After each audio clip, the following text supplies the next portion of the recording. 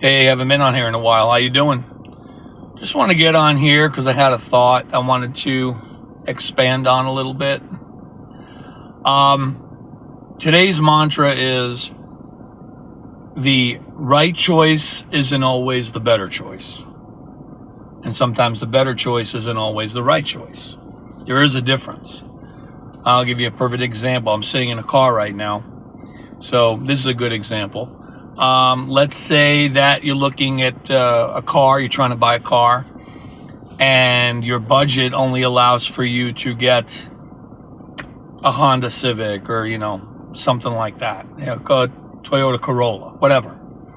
Meanwhile, and a used brand, not a newer one. Meanwhile, you would love to get that, I don't know, Maserati over there, that Ferrari, that, something along those lines. And no one's saying that you're never going to get that car, that dream car, that new, better car. But right now your budget doesn't allow for that. So you have to get something that is more within your budget right now so you could save your money, and then eventually you'll get that one. Although by then you'll probably want something else. It's clear that the newer car would be the better car as far as, no history of repairs, accidents, all the features, right? In that regard, it's the better car. But it's not the right choice because you'll never be able to afford it. You'll be in debt up to your ears until who knows when, So that's a case where the better choice, which in this case would be the newer car, is not necessarily the right choice, especially in that situation. Same thing with people and in situations and relationships, A lot of times we make the right choice, even though on some level it may not feel, like the better choice, First of all, we got to stop comparing people and ranking people. We do that with cars. We do it with other things, brand names, whatever. But the universe only sends you who you are vibing with at the time. And the thing is that the idea of, when it comes to people, the idea of better or worse or whatever, these are all man-made 3D concepts. The universe doesn't have a ranking scale. Oh, that's better than that. That's better than that.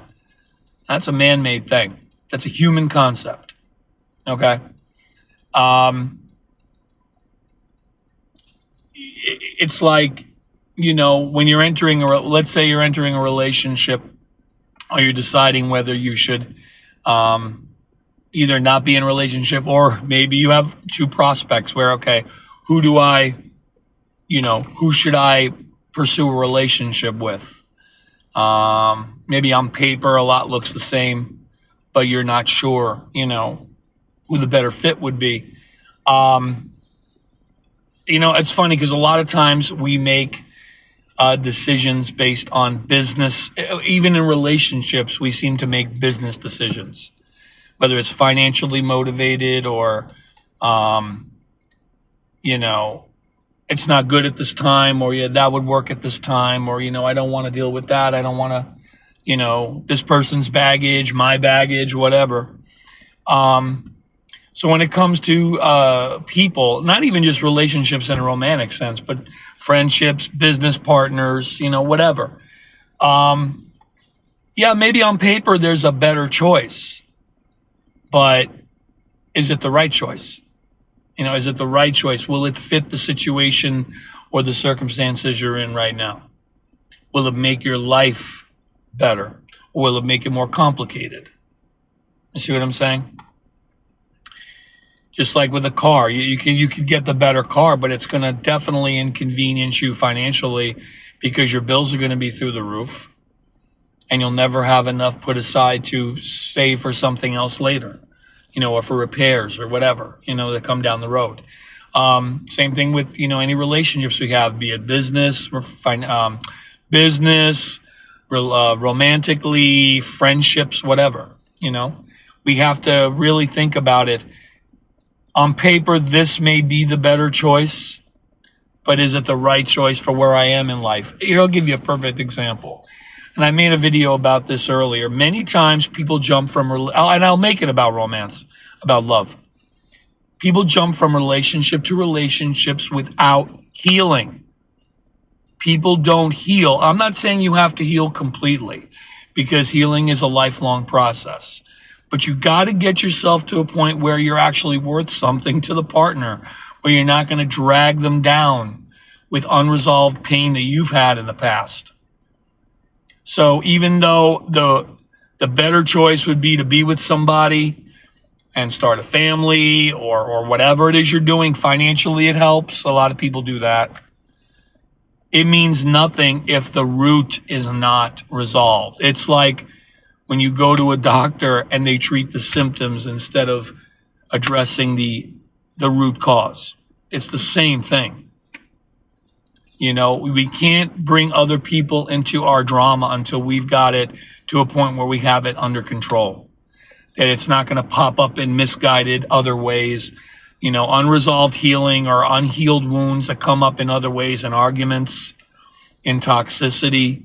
You know, so on paper, it may be the choice, the better choice to either, you know, cohabitate, get married, whatever it is you're going to do, start a family. But if you are still not where you need to be from a emotional, spiritual level, or even physical, where you got to take care of yourself, you're not there right now, you're not going to be worth much to that partner. You're not, you know. And again, it's like the car. If you can't afford the car, even though it's the better car, it ain't going to do you any good. So again, you could make the better choice, but it doesn't mean you made the right choice, and vice versa. All right. Hope that made sense. See you later.